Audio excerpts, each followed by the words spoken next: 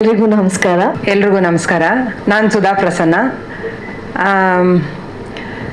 ವಿಜಯ್ ಭಾರದ್ವಾಜ್ ಅವರನ್ನ ನನಗೆ ಇವನು ನನ್ನ ಮಗ ಆಗಿರೋದ್ರಿಂದ, ಅಮ್ಮ ನೀವು ಇವನನ್ನು ಹೆತ್ತಿದ್ದೀರಾ, ನಾನು ದತ್ತು ತೊಗೊಂಡ್ಬಿಟ್ಟಿದ್ದೀನಿ ವಿಜಯ್ನ. ಸೊ ಹಾಗಾಗಿ ನಾನು ಅವನು ಇವನು ಅಂತ ಮಾತಾಡ್ತೀನಿ, ಬೇಜಾರು ಮಾಡ್ಕೋಬೇಡಿ. ವಿಜಯ್ ನನಗೆ ಫಸ್ಟ್ ಪರಿಚಯ ಆಗಿದ್ದು ಮಹಾಪರ್ವ ಶೂಟಿಂಗ್ನಲ್ಲಿ. ಸೊ ಅಲ್ಲಿ ಸೀನ್ ಪೇಪರು ಬರ್ಕೊಂಡು ಆ್ಯಕ್ಟು ಮಾಡಿಕೊಂಡು ಸೀತಾರಾಮ್ ಸರ್ನ ತಡ್ಕೊಂಡು ಶೂಟಿಂಗ್ ಮಾಡಿದಂಥ ಹುಡುಗ, ಅವಾಗಿಂದ ಪರಿಚಯ. ಸೊ ನನ್ನ ಮನೆಗೆ ಬಂದಾಗ ಅವ್ರು ಹೇಳಿದ್ರು, ನನ್ನ ಸಿನಿಮಾದಲ್ಲಿ ನೀವು ಎಕ್ಸ್ಪೆಕ್ಟ್ ಮಾಡದೇ ಇರೋ ಅಂಥ ಒಂದು ಪಾತ್ರ ಮಾಡ್ತೀರಿ ಅಂತ ಹೇಳಿದರು.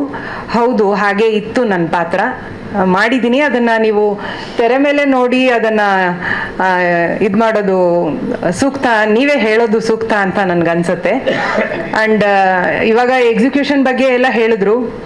ಇದನ್ನೆಲ್ಲ ನಾನು ಒಂದು 10 ವರ್ಷದಿಂದನೂ ನಾನು ವಿಜಯ್ನ ನೋಡ್ತಾ ಇರೋದ್ರಿಂದ, ಸೊ ಎಷ್ಟು ಹಾರ್ಡ್ ವರ್ಕ್ ಇವನು ಏನು ಅನ್ನೋದು ನನಗೆ ಬಹಳ ಚೆನ್ನಾಗಿ ಗೊತ್ತು. ಆ್ಯಂಡ್ ನನ್ನ ಪಾತ್ರದಲ್ಲಿ ನಾನು ನನ್ನ ಗಂಡಂಗೆ ಹೇಳ್ತಾ ಇರ್ತೀನಿ, ಕೋಪ ಮಾಡ್ಕೋಬೇಡಿ ಅಂತ. ಆದರೆ ನಾನೇ ಕೋಪ ಮಾಡ್ಕೋತಾ ಇರ್ತೀನಿ. ಬಹುಶಃ ಟ್ರೇಲರಲ್ಲಿ ನೋಡಿರ್ಬೋದು, ನೀವೇನು ಮಾಡಿಕೊಡ್ದು ಅಂತ ಹೇಳಿಬಿಟ್ಟು ಇವನ್ ಕೆನ್ನೆಗೆ ಹೊಡೆಯೋದು ನಾನೇನೆ. ಸೊ ಮೊದಲನೇ ಏಟು ನನ್ನಿಂದಾನೇ ಬಿದ್ದಿದೆ. ಆ ಏಟು ಚಪ್ಪಾಳೆ ಆಗಿ ಕನ್ವರ್ಟ್ ಆಗಲಿ ಅಂತ ಎಲ್ರೂ ಕೇಳ್ಕೊತೀನಿ. ಸೊ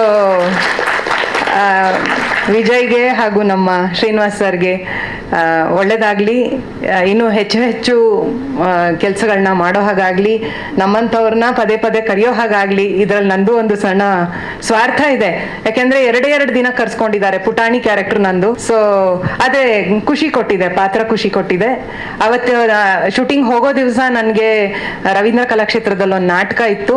ಪರವಾಗಿಲ್ಲ, ಮುಗಿಸ್ಕೊಂಡು ಬನ್ನಿ ಅಂತ ಹೇಳಿ ನನಗೆ ಮಾತ್ರ ಅಲ್ಲ, ನನ್ನ ಹಸ್ಬೆಂಡ್ ಕೂಡ ಟಿಕೆಟ್ ಮಾಡಿಸಿದ್ದಾರೆ ಶ್ರೀನಿವಾಸ್ ಸರು. ವಾಪಸ್ ಬರುವಾಗ್ಲೂ ಅಂದ್ರೆ ತುಂಬಾ ಯೋಚನೆ ಮಾಡ್ತಾರೆ ಬೇರೆ ಸಿನಿಮಾದವರು, ಒಂದೊಂದು 100 ರೂಪಾಯಿ ಖರ್ಚು ಮಾಡುವಾಗ್ಲೂ. ಆ ಥರದ್ರಲ್ಲಿ ಇವರು ಯಾವುದೇ ಥರ ಇದು ಮಾಡದೆ ನಮ್ಮನ್ನ ತುಂಬ ಚೆನ್ನಾಗಿ ನೋಡ್ಕೊಂಡಿದ್ದಾರೆ. ತುಂಬ ಖುಷಿಯಾಗಿ ಕೆಲಸ ಮಾಡಿದ್ದೀವಿ. ಎಲ್ರಿಗೂ ತುಂಬ ಧನ್ಯವಾದಗಳು.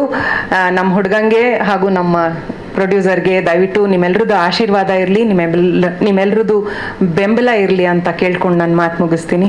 ನಮಸ್ಕಾರ. ಧನ್ಯವಾದಗಳು ಶ್ರೀಮತಿ ಸುಧಾ ಪ್ರಸನ್ನ ಅವರೇ. ಎಲ್ರಿಗೂ ನಮಸ್ಕಾರ.